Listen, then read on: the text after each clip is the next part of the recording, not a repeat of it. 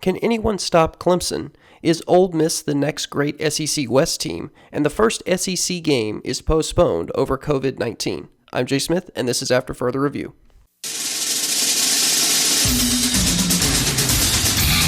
And now, after further review, a Clemson student's perspective on sports. There's a personal foul on number 99 of the defense. After he tackled the quarterback, he's giving them business down there. That's a 15-yard penalty. Welcome in, everyone. I'm Jay Smith, and this is After Further Review. Appreciate you tuning in. Again, whether it is through the podcast or watching on Facebook. Lot to talk about, lot to break down from this past weekend of college football. Let's start off with the lead story, and that is Clemson. And the simple question, can anyone stop them? Honestly, before this past weekend, as I was doing the Friday show and I was breaking down some of the X's and O's of the Clemson-Miami matchup, right, we talked extensively about what Miami could learn from the 5 losses that Clemson had suffered since the start of the 2015 season, right? Clemson was going into this Miami game, they were 72-5. And again, I believe you can learn more about a team or about anyone from their setbacks, their losses, than you can their successes or their wins. And so we really dove deep into, okay, of these 5 games, right, what's a key factor or a common denominator? What's something that seems to occur frequently in these losses for Clemson? And again, we had that outlier game of Clemson, Alabama in the 2017 Sugar Bowl. But, one of the big things was 24 points, really. That was the mark that you needed to hit if you were an opposing team. Throw for about 350 yards. Don't turn the ball over, big plays, those kinds of things were really key in if you wanted to upset the Tigers. And look, none of those things happened for Miami in this game. And the final score showed it. This was a 42-17 domination by Clemson. It really should have been 42-10. That decision by Dabo to kick that field goal as time was expiring in the half. I don't think it was as stupid as everyone made it out to be. Right? If that just gets blocked and it falls harmlessly to the turf, or Clemson tackles the guy. Like, no one's really talking about that blocked field goal.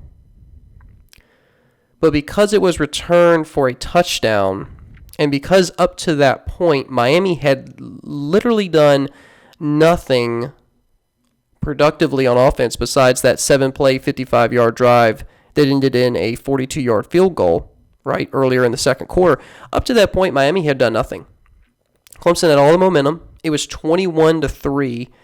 Yes, you can certainly say that Dabo was overly greedy with trying to go for a field goal there and make it 24-3, because the point is that the game already felt like it was getting out of hand for Miami, regardless of that field goal attempt, right? You take away that field goal attempt and you just go to the locker room 21-3. It really, it looked like Miami just wasn't going to be able to compete.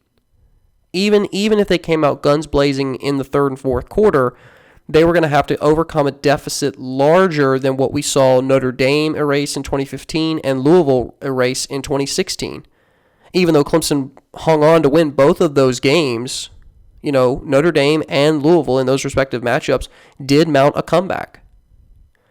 But this one felt different. This one felt different throughout. It never felt like Miami was on the same playing field, if you will. And there's just complete domination by Clemson. It's complete domination. So again, point total, right? The 24 magic number.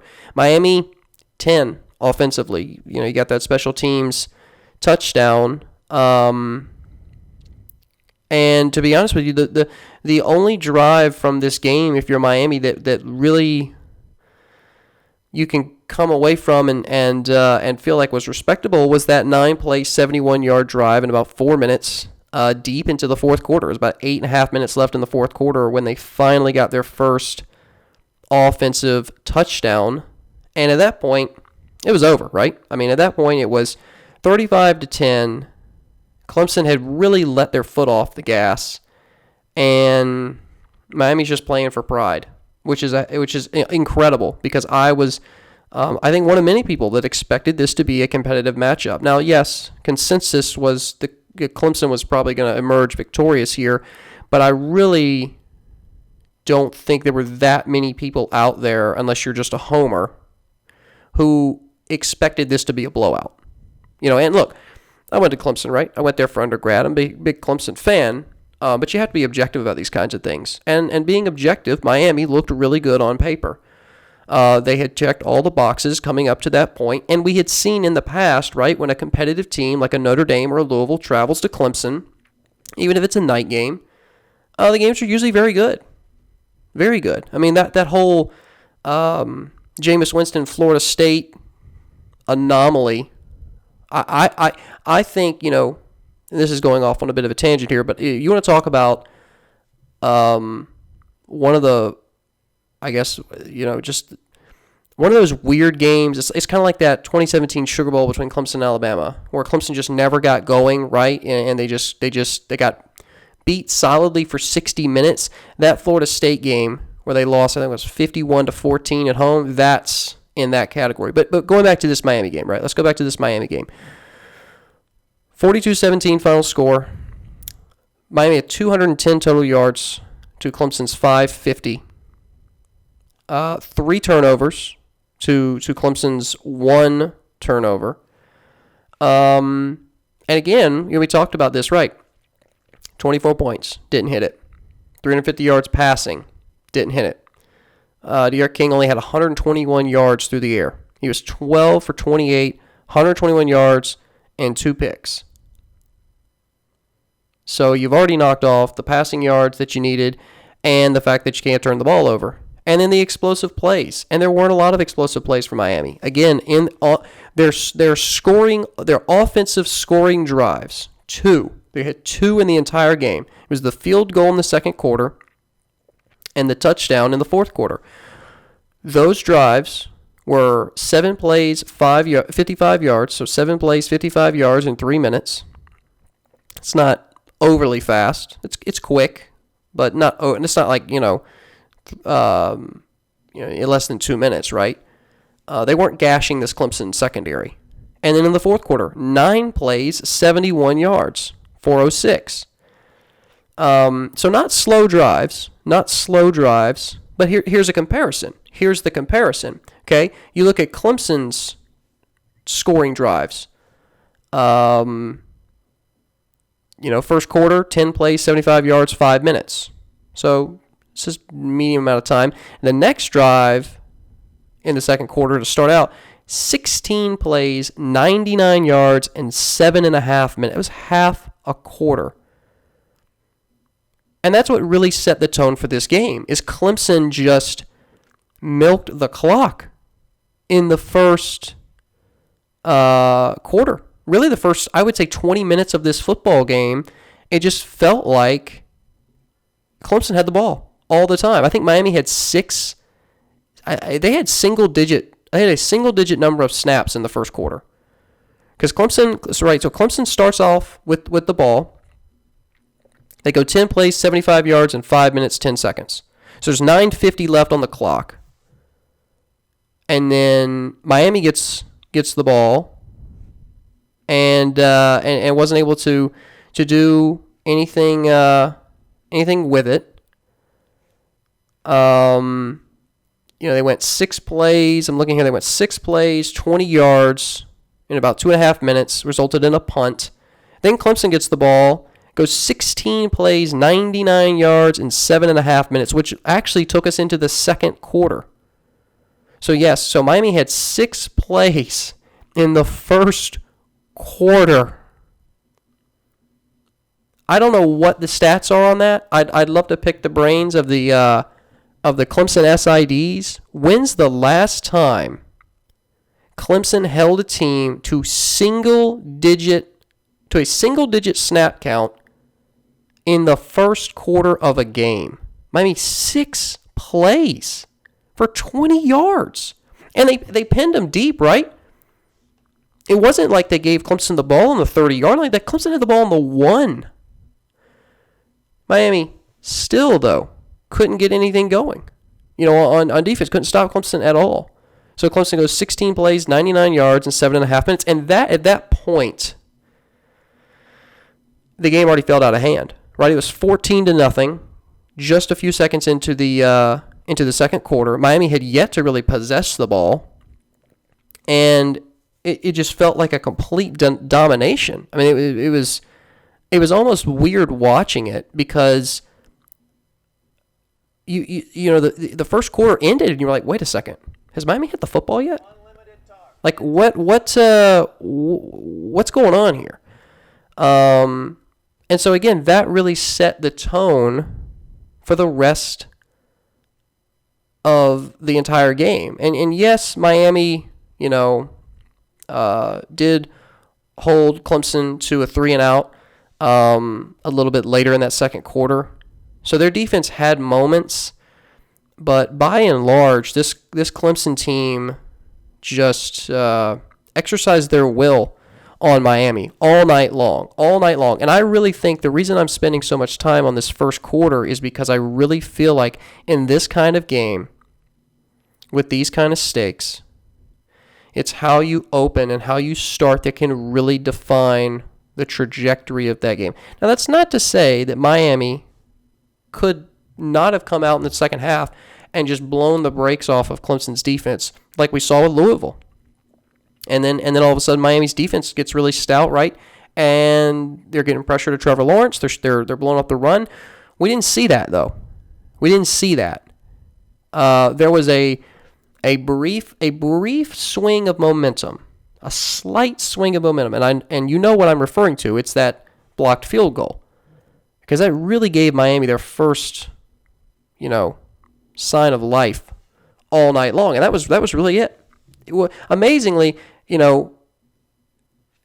they had all that happen, and still came out in the second half and weren't able to do anything. weren't able to do anything at all. I mean, they I'm looking here at the drive summary for them the second half. Started out with the ball that went 3 plays, 4 yards. So 3-and-out. Clemson had a fumble the following drive, but then Miami follows up with an interception. 4 plays, 14 yards, throws a pick. They had a punt after that on their next drive. Then they turned the ball over on downs. They threw another interception. They punted the ball. They finally scored a touchdown, and then they threw a pick. So, I mean, again, I'm not saying that the first quarter, the game was over at the end of the first quarter, but it more or less was. It more or less was. Because Miami only managed 10 points on offense, and Clemson had 14. I mean, I know it was a couple seconds into the second quarter, but still, just complete domination by Clemson in all phases, offense, defense, special teams, except for that blocked field goal. Now there were a couple of blocked field goals by Miami, and you do have to. You have to give credit there, and Dabo, he took ownership for the decision to kick that field goal right before the half, and look, he acknowledged right there on the field. I mean, he knew as soon as the ball got blocked. He's like, what am I doing? This was dumb. So I guess offense and defensively, Clemson dominated. Maybe not special teams. Maybe that's a stretch, which gives Clemson an area to work on this week. And as we're going to talk about, that's a scary thing.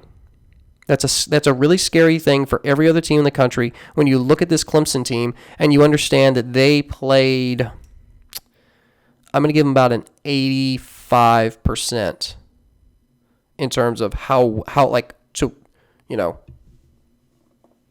of their peak performance. I think they played up to about 85% of their peak, as good as they possibly could be, performance. You clean up a few things on special teams. And I think you're really close.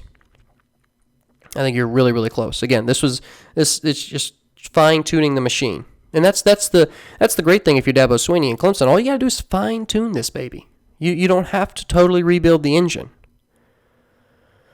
So, that brings us into a little bit of Heisman talk, because obviously Trevor Lawrence and Travis Etienne they're the front runners for the, I don't know how or who or what you'd be thinking to put anybody else above these guys. And right now it's just these guys.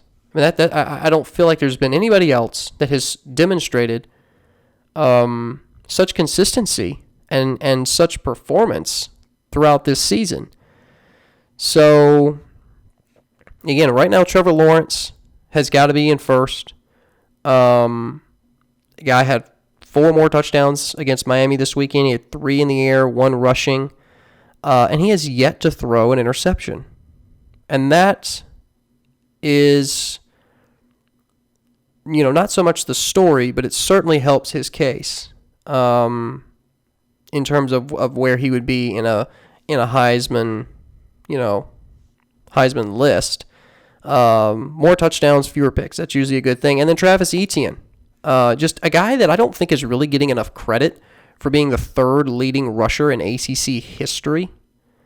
A guy that just seems to always get it done. A guy that just seems to, no matter what, always have an explosive play. He has had 39 games with touchdowns now. Saturday was his 39th game with a touchdown. Now, he broke the previous college football record. So no other player in college football history has more games with a touchdown in them than Travis Etienne. I believe Tim Tebow and one other player were tied at 30. I don't remember the other player's name, but it was Tim Tebow and another player. And the season's not over for this guy. You've got, 7 more regular season games, I believe? Yeah. Because they're Clemson's 4-0 now. They have so 7 more regular season games. Let's say you throw in a conference champion. I mean, you got like 10 more games left in the season. Because the ACCs they are playing an 11-game season, not a 12-game season. So assuming that Clemson doesn't get any more game, they don't have a game canceled or anything because of COVID. You're only really taking away that 1 game from their schedule. So Etienne could easily hit mid-40s, like 45, which is insane. That's insane. That's crazy. 45 career games with touchdowns. So, again, Heisman watch right now. Best quarterback in the country. Best running back in the country. Some people out there are saying, oh, well, once Justin Fields, once he hits the field, 2 weeks away, and sure, certainly he'll be on the Heisman board. But typically what happens with the Heisman is it's your early to mid-season performance that really elevates you above the rest of the field. And unless you have an absolute meltdown of a game, you're locked into a good, I'd say the top 3. Once you've emerged as a front runner, unless something just drastic happens, you're going to go to New York, which I don't know if that'll happen this year, but you're going to be a finalist. So we'll see about Justin Fields. Now, Mac Jones out of Alabama is another name that I've heard thrown around. And look, he's done great so far in terms of filling the shoes of being more than just Tua's backup. Threw for 417 yards and a couple of touchdowns against Ole Miss in a wild game that we will discuss in the next segment. But again, those 2 guys, I don't think are really in the same category right now as Trevor Lawrence or Travis Etienne. The only person I think who is not getting a lot of recognition, which I don't really I don't understand it is Kyle Trask out of Florida. I think he's performed better than Mac Jones out of Alabama this season. We haven't seen Justin Fields, so why would you put Trask below both of those guys? Even in their loss to Texas A&M, Trask threw for 312 yards and 4 touchdowns. He's got 14 touchdowns on the year in his first 3 games. Why is this guy not higher on the Heisman board? Like, why is Mac Jones above Kyle Trask? Answer is because Florida lost a game, and that matters. It's stupid. It's idiotic, but the Heisman has turned into that. The Heisman has turned into a team award that is more or less a celebrity award. It has become a celebrity award. It is a team award and a celebrity award. You have to be on a good team that's probably going to make at least a New Year's 6 minimum, more like the playoff. Because again, the Heisman wants to be seen as high profile. It wants to be seen as an award that's given to a player that is in the top levels of competition. And that's what the playoff is. It's the top level of competition in college football. So that's your first barrier to entry. Your second barrier to entry is you got to have a name. You got to have a name in the sport. You got to be an icon of sorts. And Kyle Trask, it just hasn't quite broken through that yet. He's a big name in the SEC, but he's not a big name across the country yet. Trevor Lawrence is. That's what 2 straight national championship appearances will get you, and winning it as a freshman. It just comes with the territory. So Kyle Trask is fighting an uphill climb. He's fighting an uphill climb. Now, do I think that he will steal the Heisman from Trevor Lawrence? Because I think right now it's probably Trevor Lawrence's to lose. Not necessarily, but I think he's not being given the credit he deserves right now. Now things can change, right? He could throw 4 interceptions next week, but right now, Trask deserves more credit. He should be a solid number 3 choice for the Heisman.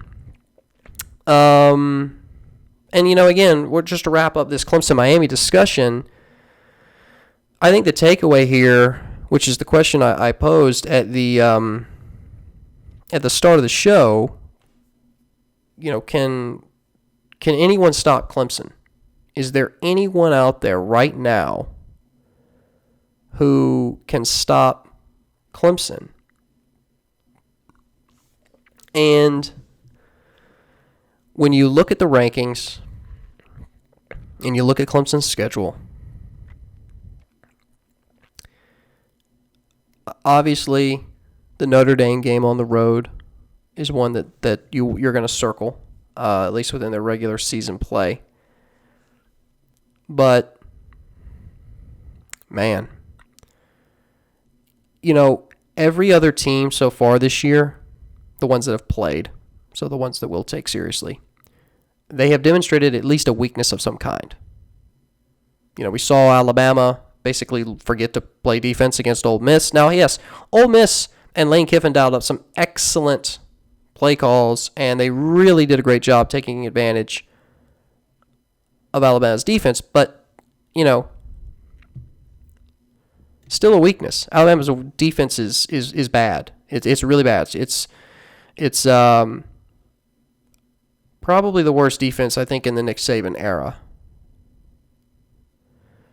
But every other team right now in the country has shown a weakness of some kind. Even Georgia, right, who, they throttled Auburn, but then they came out the week after, this past weekend against Tennessee, and they look really sluggish in the first half. And say what you want about Tennessee, but they should in no way be competing with Georgia. Certainly not from a talent perspective. And it took Georgia 3 quarters to really kind of pull away. And they played a sloppy third quarter. I think even Tennessee was leading for a portion of that game. I had it on in the background, but, ended up pulling that away, right? 44 to 21, but they needed to blank Tennessee in the second half and score 13 in the third and 14 in the fourth. So yes, they were losing at the half 21-17. And Tennessee just, I don't even think it was as much Georgia dominating Tennessee as it just was Tennessee's incompetence. Not just at quarterback, but across the board. Tennessee looked like a dumpster fire in the second half of that football game. So every other team right now has kind of shown a weakness of some kind. Again, Alabama's defense, Georgia playing a little slow. Notre Dame's kind of guilty of that. And, we'll see with Ohio State. Obviously, there's hype around Ohio State. Thank goodness this week in the AP poll, they no longer have first-place votes. I don't even understand why they had first-place votes to begin with.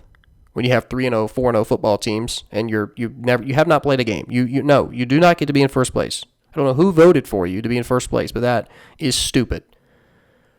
And it actually shifted quite a lot. This week you got Clemson with 59 first place votes, Alabama with 2, and Georgia with a single first place vote. And if you compare that to the week prior, week 6, you had Clemson with 52 first-place votes, Alabama with 8, and Ohio State with 2. Again, I don't understand that at all. Very curious that Georgia got a first-place vote. That doesn't really. I mean, again, there's always going to be a few SEC homers, and there's clearly 2 nincompoops out there that think Alabama should be above Clemson. If you're listening to the podcast, I wish you could see my face right now, but. Yeah, that makes no sense. But it's nice to see that it's starting to kind of people are, or at least waking up to the realization that, oh yeah, Clemson's the number 1 team in the country right now. They're the number 1 team in the country, and it's by a pretty sizable margin. I think it has been more clearly defined earlier in the season than it was last season when LSU was clearly the number 1 team, last year, which. I knew that they were going to drop off. I knew that they were going to be terrible. A couple other people didn't think so, but they're terrible. They lost to Mizzou this weekend, and they've got a lot of stuff they need to figure out. Offense, defense, all around the board. Regardless, though, to wrap up this discussion before we move on to the next segment, I feel like right now Clemson is head and shoulders above everybody else. And I don't think there's anybody on their schedule in the regular season or anybody they'll face in the postseason, if the games were played right now, that would beat them. We'll see how things go. We'll see what the Big Ten brings to the mix as they begin to play their games. They're gonna have fewer games, and if a Big Ten team somehow squeaks into the playoff, they're going to be a lot more well rested than an ACC team that almost played a full schedule. That's something to keep in mind. So we'll have to see. But right now, no, nobody can compete with Clemson. They are head and shoulders above the rest of the country. All right, well, let's take a break. When we come back, we're going to talk about Ole Miss and Alabama, one of the most prolific offensive performances in SEC history. And is Ole Miss, are they going to become the next great SEC West team? We'll dive into that next. Welcome back to the show. You are listening to After Further Review. I'm Jay Smith, and second segment of the show. Let's dive into it. All right, is Ole Miss, are they going to become the next great SEC West team? Now, at the beginning of the season, I felt like Auburn was the best poised team.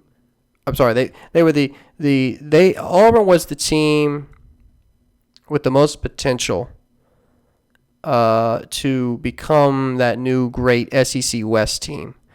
And I was really sold on the Tigers. I thought Bo Nix was going to come out with his sophomore season and perform well and take the experiences of the losses he had the season prior that were all fairly close and use that this season. Now, Auburn's looked really bad the last couple of weeks. Really bad. They should have lost to Arkansas. I don't know if anybody has seen the official statement from the SEC officiating division about the outcome of that call. But it basically, it kind of danced around the issue. And I'm going to have to see if I can pull up the actual statement. Let's see if I can get this here. So here's the official statement from the SEC. So During the third down play at the 30-second mark in the fourth quarter, the officials on the field sounded their whistles and blew the play dead as they deemed the passer illegally grounded the ball to conserve time as governed by Rule 7-3-2-F. Okay. We all saw that. During the subsequent replay review, this is where it gets interesting. There is conclusive video evidence that the pass was backwards. Right? We all saw this. We saw Bo Nix. He fumbled the snap, picked it up, turned around, spiked the ball, I guess because he wanted to look at the official. I did. I don't know what the man was thinking, but we all saw this. Okay? We saw Bo Nix fumble the snap, or the center handed off poorly, whatever. Bo Nix picks it up, turns around, spikes the ball. And this is, again, a direct quote from the SEC officiating. However, because recovery of the football was not clearly made in the, this is underlined, immediate continuing football action, the ruling on the field was determined to stand under rule blah, blah, blah. Both the determination of a backwards pass and the, this is underlined, immediate clear recovery are required to reverse the ruling on the field. Under rule, whatever. Okay. Underlining and bolding the word immediate doesn't change the fact that the Arkansas player jumped on the football as quickly as he possibly could when the ball had been spiked backwards. The whistle had not been blown, so you got this wrong. This is the wrong call. Instead of coming out and saying, yeah, you know what, actually, we made a mistake and that should have been Arkansas's football. No, you just came out and you said it wasn't immediate, and then you underlined it. Like, that doesn't. No, it does. How does it make it? Again, if you go back and you watch it, the snap is fumbled briefly. Nix picks up the ball, spins around, and spikes it. And a defensive Arkansas player, because the ball kind of like ricocheted off towards the perimeter, and so an Arkansas defensive player jumps on it. Officials blow the whistle, and again they huddle up because they're really thinking, what the heck did we just, like, what just happened? Because I have been watching football for a long time. I have never seen a player spike a ball backwards. Like, I'm sure they had to be like, what just, did we just all say the same thing? But this statement, that's a bad look. It's a bad look, and it goes back to the point of Auburn really should have lost this football game, and Auburn has not looked good the last few weeks. Between the Arkansas game and the Georgia game, my confidence in them has been shaken. So, I thought Auburn was really gonna be a team to have to worry about from the West. But right now, it could be Ole Miss. And I know what you're thinking. You're saying, well, wait a minute now. Alabama's 3-0. They look like they haven't, really. They look like they're not. They've definitely got some issues, especially on defense. But they've won their games. They're 3-0. They're at the top of the division. And you got A&M and Auburn at 2-1, right behind them. Ole Miss is 1-2 down there with Arkansas, Mississippi State, and LSU. Why would you pick the Rebels? And I would tell you it's because Ole Miss has been consistent. They have been consistent. You look at their 3 games. Okay? You look at their 3 games this season. They started off the year against number 5 Florida at home. They lost that one 51-35. Nobody really expected Ole Miss to upset Florida, number 5 team in the country, a team that a lot of people were picking for a playoff berth, at least an SEC championship. But still, 55-31's, that's a 2-possession ball game. Something could have maybe happened, and Ole Miss played strong throughout. Never really gave up. Then you go to the next week at Kentucky, a team that was ranked coming into the season, had pretty high expectations, and they lost the week prior, so this was a rebound week for both of these schools. But Kentucky, I would say, they were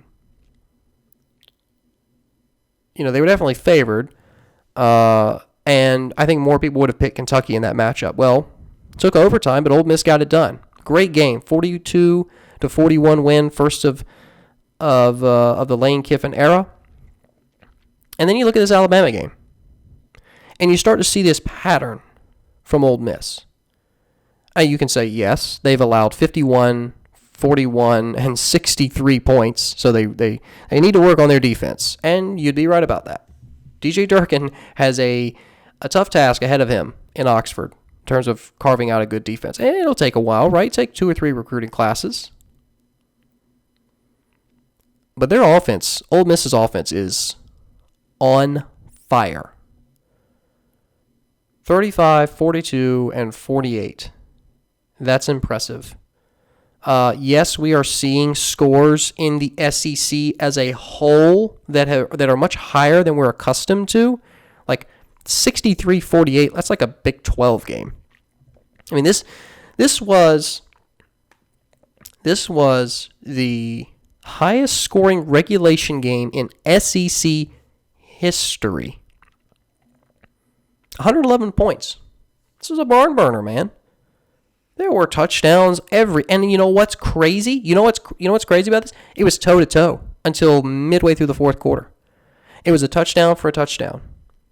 This wasn't this okay, you look at this final score and you say, well, 63-48, that's about the point differential for the Florida Ole Miss game.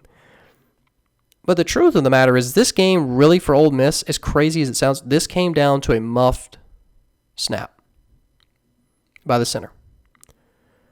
Because Ole Miss was, I believe, tied with Alabama at, let's see, at what point during the game? It was 42-42. Yep, 42-42 with 11 and a half minutes in the fourth quarter.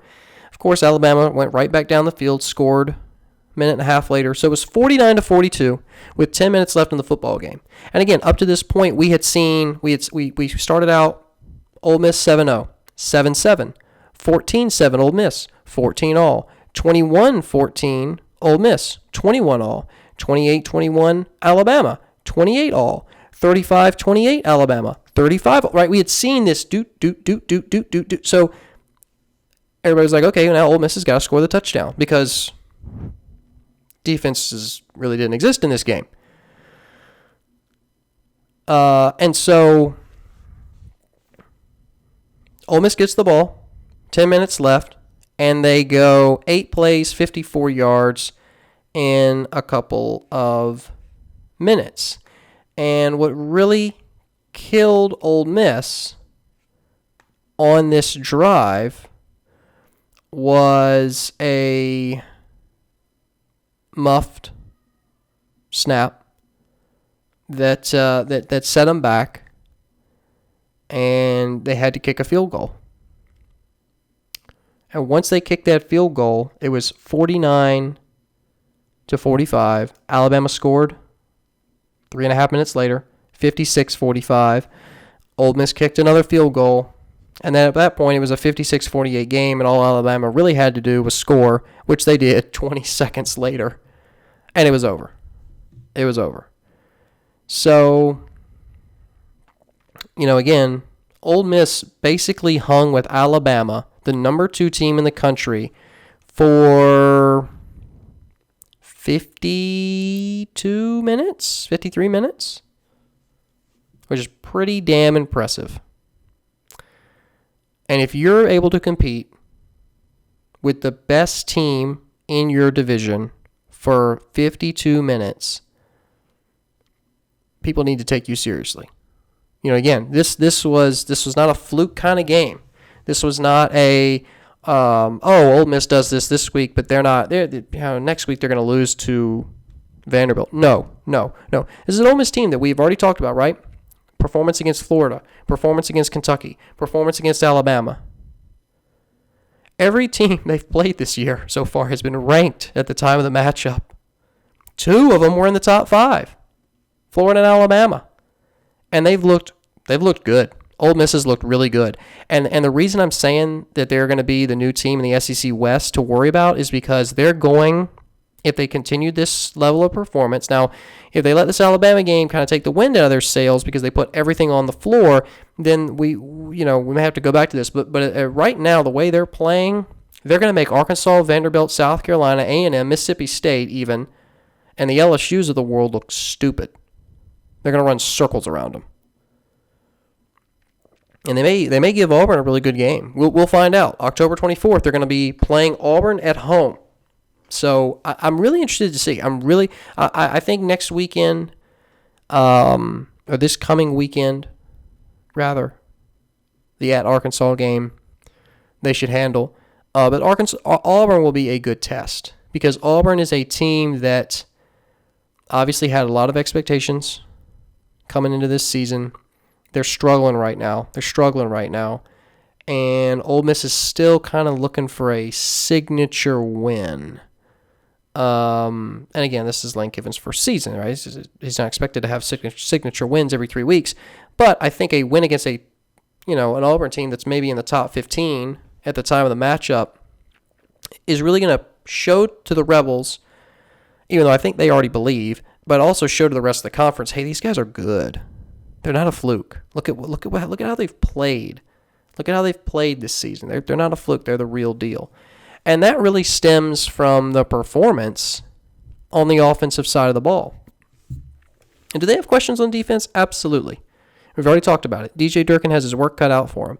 But you look at what Lane Kiffin has done in 3 weeks with a bunch of guys that he did not recruit, and it's impressive. Matt Corral, John Rice Plumlee, is using Jerry and Ely in lots of creative ways, and it's been a really fun Ole Miss team to watch.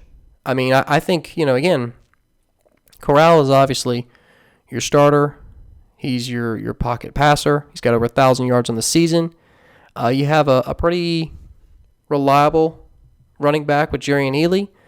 Elijah Moore right now has been the favorite target at wide receiver with almost 500 receiving yards.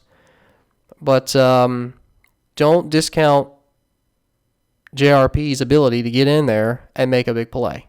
And so that's going to be something to watch this season. And again, when you look at the West and you see LSU, Arkansas, even Mississippi State, right? Mississippi State, they beat LSU, and now they've lost to Arkansas and Kentucky. And they scored 2 points against Kentucky. So, there's Costello is not a bad quarterback, but man, he turns the ball over. I mean, Costello in the game against Kentucky threw 4 interceptions. He threw 232 yards passing, but 4 interceptions. You're not going to win a game when you throw 4 interceptions. Mississippi State had 6 turnovers in this game. Mississippi State's not a bad football team, but when you have the turnover bug and you develop it like this, you're not. I'm sorry, but who are you going to beat when you turn the ball over 6 times? I don't even know how. I'd love to see a statistic, even though I don't know how you would find this because I'm not a sports information director. But how many teams have had 6 turnovers and actually won their football game? Can't be many. Cannot be many. So, again, Mississippi State had twice the number of yards Kentucky had. Mississippi State 295 yards. Kentucky only had 157 total yards in this football game. 10 first downs. It was an ugly game. It was a really ugly game. But the turnovers put Kentucky in positions to score. And so they capitalized off that. They didn't capitalize that, extremely well. Only scored 24 points, but my goodness, Mississippi State's only points were a safety. So, pick 6 and all that aside for Costello, Mississippi State I don't think is a bad football team, but how they're playing right now is not like the second best team in the West. And so, you go back to Ole Miss and you look at their performance in their first 3 games, and I really think you've got to give them credit for playing the way they have the first 3 weeks of the season. I mean, this is almost like a basketball on grass kind of team right now. I mean, again, issues on defense for sure, but their offense has proven, I think at this point, that they're going to be able to score against anybody. They're going to be able to score against anybody in the SEC. They scored against Florida. They scored against Alabama. Let's see how they do against Auburn. A&M now is a bit of a wild card after beating Florida, to be honest with you. I want to give Jimbo the benefit of the doubt and say that he's going to sustain this, but I just there's just not enough proof there, really. So I don't know. I don't know about A&M. Auburn's kind of the same way. You know, there's just inconsistency. There's inconsistency with Auburn and A&M right now. Ole Miss has not shown that inconsistency. So, yes, the records indicate otherwise, but right now, if you had to ask me, who's the second best team in the SEC West, is Ole Miss. So right now, this week, Ole Miss is the best team in the SEC West. That, ladies and gentlemen, that can change. Okay? I know there's some people out there that their skin crawls when someone makes a prediction. But guess what? It's a prediction, and it can change. So, Ole Miss right now, playing like the second best team in the West. And I think the Auburn game in a couple of weeks will be a really good measuring stick for both of those programs. I really do. And who's going to come out victorious in that? Obviously, we'll break it down when we get there. We're going to take one last break, and when we come back, we're going to be discussing briefly the first SEC game that has been postponed over COVID-19. That is next. Stick with us. Welcome back to the show, and you are listening to After Further Review. I'm Jay Smith, and we got one final segment for you on this edition of a Tuesday show. A little bit of breaking news. Seeing here that the Vanderbilt-Missouri game is the first SEC football game that's been postponed by COVID-19. It was scheduled for Saturday at Missouri, and it has been postponed tentatively to December 12th. What's interesting to note is last week, Vanderbilt was down to 56 scholarship players in their 41-7 loss to South Carolina. Now, does that really... I mean, do I think that the outcome of the game would have been different if they'd had a full roster? No, I think South Carolina still would have beat them. However, the SEC has stipulated in their Return to Activity and Medical Guidance Task Force, what a mouthful, that task force apparently has stipulated that a team needs to have at least 53 scholarship players available to play a game, including 7 offensive linemen with a center, 4 defensive linemen, and a quarterback. So Vanderbilt's shortage of available scholarship players is due to quarantining people that have had positive COVID-19 tests. And again, first SEC matchup that's been postponed, well, this is the 28th total postponement in the FBS. So, you know, I'm interested to see how this plays out for the rest of the SEC because these two schools are obviously not in any conversation for an SEC champion. I mean, these are stellar dwellers. Vanderbilt and Missouri are at the bottom of the barrel. And so I'm not saying that this game would go on if it was Florida and Georgia, but I have a feeling that these two schools aren't itching to play games like Florida and Georgia would be. And I think everybody really kind of knows what I'm talking about there. Now, Vanderbilt's next scheduled game is Halloween. That game will be at home against Ole Miss, assuming that their players are out of quarantine. See, and that's the thing, right? This is a domino kind of, it has a domino effect. If one game gets postponed, we're much more likely to have a second postponement and then a third postponement because a lot of these teams play each other, and if if Vandy can't field a roster against Missouri, then who's to say they're going to be able to field a roster against Ole Miss? And so it's going to be interesting to see. It's a new development, obviously, to the SEC, and I believe the only conference so far that has not had a cancellation of some kind. I think every other conference has, except the SEC. But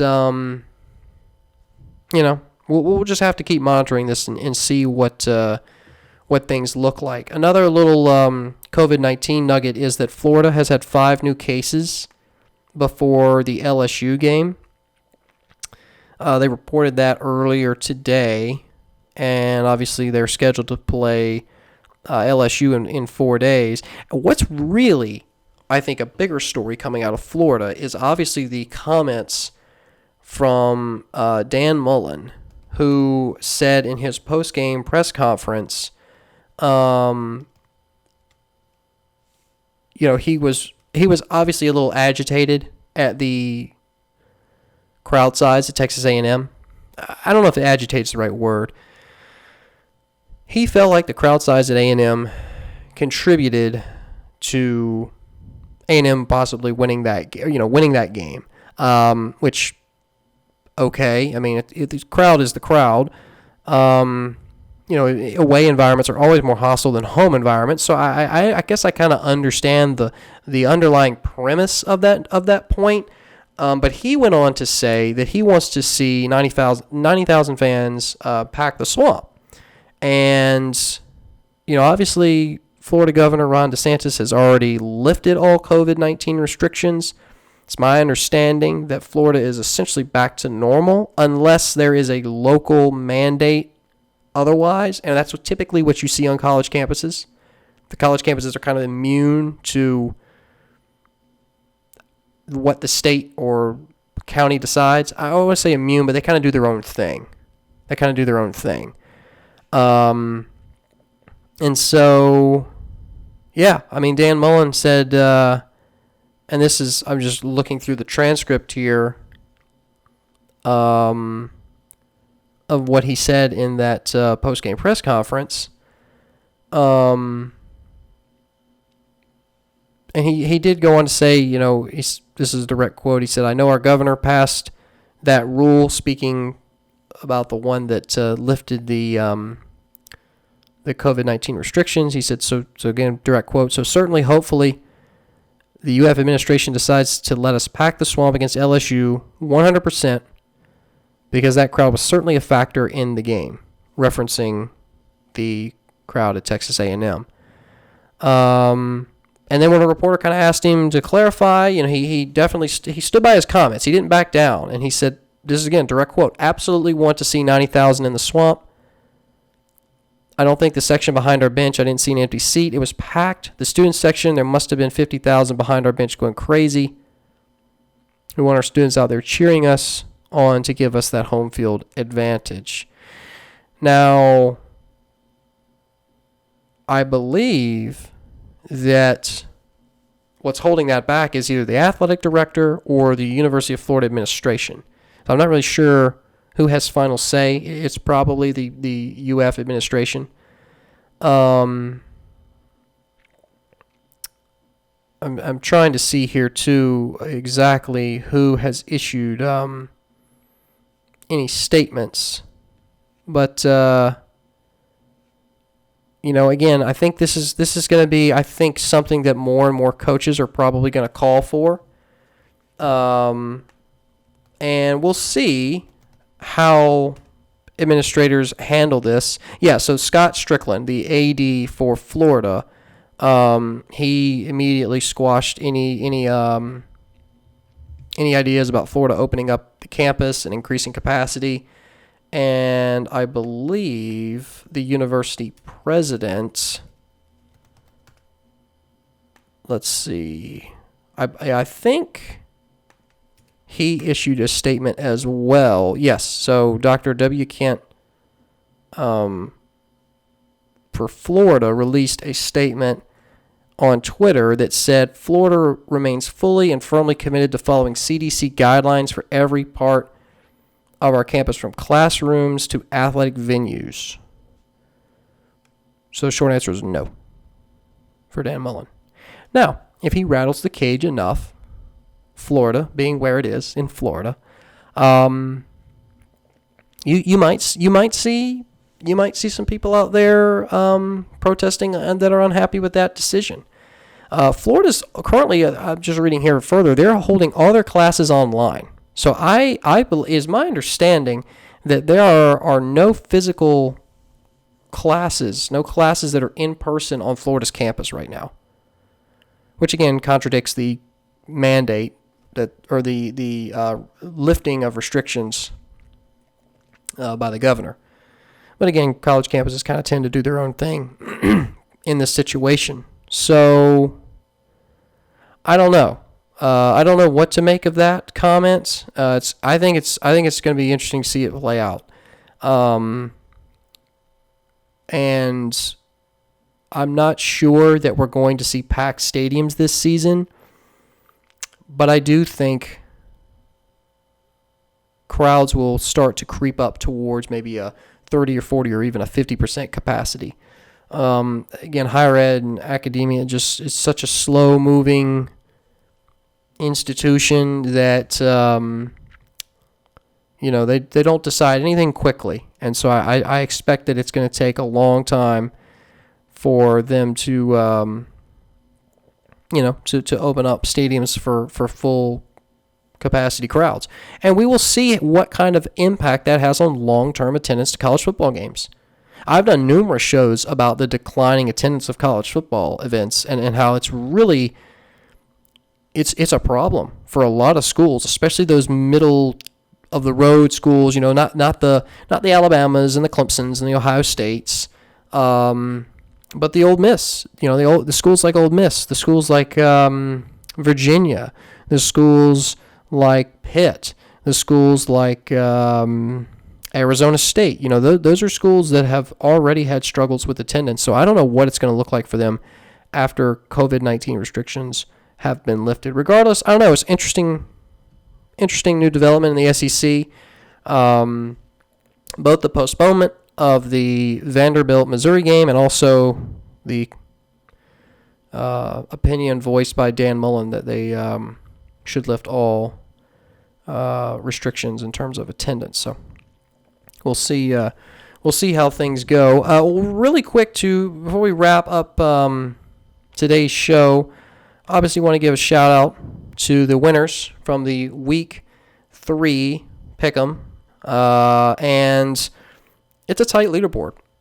It's a tight leaderboard. We have 3 individuals right now on top at 19 picks, myself being one of them, and the other 2 are Aaron Long and Daniel Green. The big winners, though, from this past week in terms of who got the most correct from this past week, we had five individuals tie at 6 apiece. We had Alex Pierce, Razorback 11, Daniel Green, and Aaron Long all hit 6 out of 10. Again, myself being one of them, but I typically don't count myself in these weekly winners. So congrats to Alex, Daniel, Aaron, and Razorback 11. Whoever you may be, Razorback 11, I'm glad you're in our group, and congratulations for being one of the Week 3 College Pick'em winners. And again, right now the leaderboard's pretty tight. We got three guys at 19. We got Jackson Wright at 18, and then goes down into the 17 and 16s. So it's a crowded leaderboard, and it's been a lot of fun. We'll see how it shapes up throughout the rest of the season. But that's all the time we got for today's show. Again, I appreciate everybody tuning in, whether it is through the podcast on iTunes, Spotify, wherever you listen to your podcast, or if you're watching on Facebook. Always appreciate you tuning in, and be on the lookout for the Friday show coming later this week. We'll break down some of the matchups for this weekend. Till then, enjoy the rest of your day. Thanks for stopping by, talking some college football. I'm Jay Smith, and this has been After Further Review.